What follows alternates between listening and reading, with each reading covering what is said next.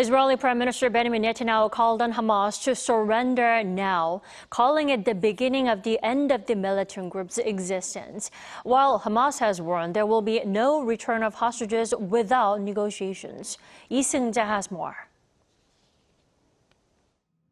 Israeli Prime Minister Benjamin Netanyahu on Sunday called on Hamas to lay down their weapons and surrender, saying the Palestinian militant group's end is near.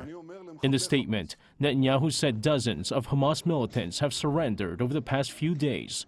However, Hamas has rejected the claims. Meanwhile, the Palestinian militant group says Israel will not be able to recover any of its hostages unless it engages in talks over conditional swap deals.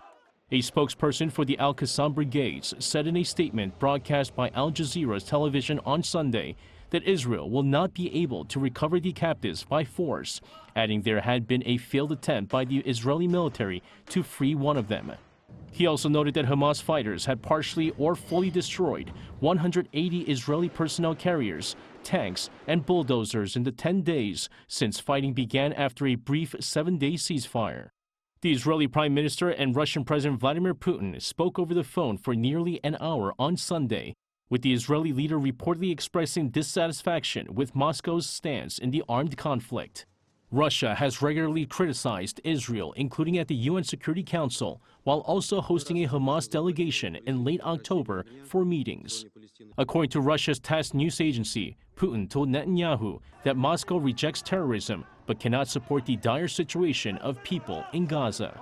Meanwhile, speaking to CNN, U.S. Secretary of State Antony Blinken says it's up to Israel and not the U.S. to decide when to end its war against Hamas in Gaza.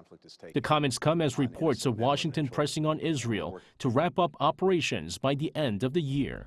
In a show of support, Blinken defended the emergency sales of nearly 14,000 rounds of tank ammunition to Israel and called for a quick approval from Congress for more than $100 billion in aid for Israel, Ukraine, and other national security priorities.